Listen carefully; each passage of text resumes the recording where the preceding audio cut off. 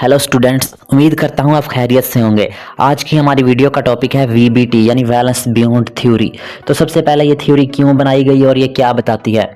तो बहुत अरसा पहले बहुत सी थ्योरीज पेश की गई थी कि बॉन्ड ऐसे बनते हैं, बॉन्ड वैसे बनते हैं, लेकिन किसी ने भी सही तरह से एक्सप्लेन नहीं किया। फिर उसके बाद 1927 में मैदान में आते हैं फ्रिट्ज लंडन और हिटलर। इन्होंने कहा कि क्या बच्चों को गलत मलत पढ़ा रहे हो, हम बताते हैं न्यू थ्योरी। हमारी थ्योरी का नाम है वीबीटी यानी वैलेंस बॉन्ड थ्योरी। इन्होंने कहा हमारी थ्योरी बताएगी कि कोवलेंट बॉन्ड कैसे बनते हैं और बॉन्ड किस तरह के होते हैं, और हमारी थ्योरी ये भी बताएगी कि बॉन्ड स्ट्रेंथ क्या होती है और बॉन्ड लेंथ क्या होती है। लोगों ने कहा वाह भाई वाह, क्या होती है, तो चलो बताओ हमें। तो लंदन और हिटलर खड़े होते हैं। वो कहते हैं कि किसी भी एटम का जो वैलेंस ऑर्बिटल होता है, जब वो ओवरलैप करता है ना, तो इसके अनपेयर इलेक्ट्रॉन पेयर हो जाते हैं एक दूसरे से और बॉन्ड बन जाता है। इस ओवरलैप से जो पोटेंशियल एनर्जी होती है मॉलिक्यूल की, वो कम हो जाती है और मॉलिक्यूल स्टेबल हो जाता है। आपने कहीं सुना होगा या पहले ही कहीं पढ़ा होगा, अगर एनर्जी कम होगी तो मॉलिक्यूल स्टेबल होगा, एनर्जी ज़्यादा होगी तो मॉलिक्यूल स्टेबल नहीं होगा।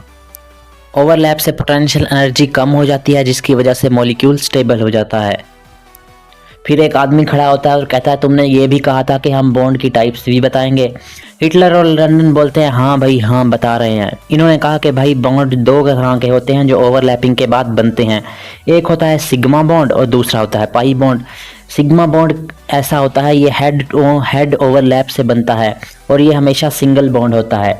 मैं आपको एक मिसाल देकर समझाता हूँ। हम हाइड्रोजन गैस की एग्जांपल लेते हैं, जिसमें दो हाइड्रोजन एटम मिलकर हाइड्रोजन गैस का मॉलिक्यूल बनाते हैं।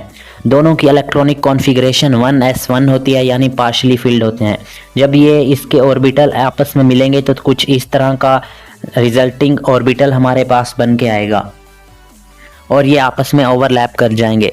फिर लंदन बोला अरे भाई एक बात तो इनको बता दे कि एक बात हमेशा याद रखना कि बॉन्ड तब बनेगा जब दोनों की एनर्जी बराबर होगी या तकरीबन बराबर होगी, और जब भी बॉन्ड बनेगा तो ऑपोजिट स्पिन से बनेगा, सेम स्पिन का बॉन्ड कभी नहीं बनेगा। जैसे ऑपोजिट चार्ज एक दूसरे को अट्रैक्ट करते हैं, वैसे ही ऑपोजिट स्पिन का बॉन्ड बनेगा। हिटलर बोला कि अब जो पाई बॉन्ड है उसकी एक्सप्लेनेशन मैं दूंगा। तो लंदन बोला ठीक है। तो हिटलर बोला कि पाई बॉन्ड जो होता है ये साइड वाइज ओवरलैप करता है और बांड बनाता है। ये बांड डबल भी हो सकता है और ट्रिपल भी हो सकता है। और पाई बांड बनते वक्त ना सेम फेज होनी चाहिए, मतलब एक ऐसे आ रहा है और दूसरा भी ऐसे ही आएगा।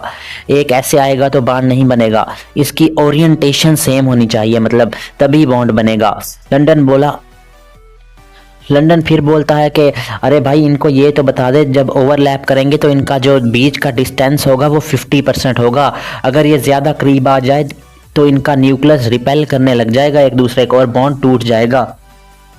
लोग वहाँ बैठे ये सब सुन रहे थे। उन्होंने कहा कि हमें ये बताने की ज़रूरत नहीं है, हमने सुन लिया है, लेकिन तुमने तो ये भी कहा था कि हम बॉन्ड लेंथ भी बताएंगे और बॉन्ड स्ट्रेंथ भी।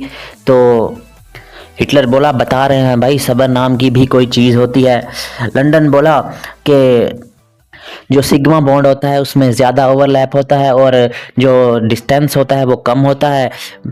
ज़्यादा ओवरलैप ज़्यादा मजबूत बॉन्ड होता है, इसीलिए सिग्मा बॉन्ड की बॉन्ड लेंथ कम होती है, इसीलिए सिग्मा बॉन्ड स्ट्रॉन्ग होता है। और पाई बॉन्ड में कम ओवरलैप होता है और बॉन्ड लेंथ ज़्यादा होती है, इसीलिए ये वीक बॉन्ड होता है। मतलब सिग्मा बॉन्ड स्ट्रॉन्ग बॉन्ड होता है क्योंकि इसमें ज़्यादा ओवरलैप होती है और बॉन्ड लेंथ कम होती है। पाई बॉन्ड वीक बॉन्ड होता है क्योंकि इसमें ओवरलैप कम होती है और इसकी जो बॉन्ड लेंथ होती है वो एक ज़्यादा होती है। वहाँ पे एक बंदा बैठा था, लिनस पॉलिंग। इसने ये सब कुछ सुन रहा था और देख रहा था कि लंदन और फ्रिट्ज की वाह वाह हो रही है। इसने 4 साल खूब मेहनत की और 1931 में उसी जगह वापस आया और बोला कि ऑर्बिटल मिलकर नए हाइब्रिड ऑर्बिटल भी बनाते हैं। मैं हाइब्रिडाइजेशन के बारे में बताना चाहता हूँ।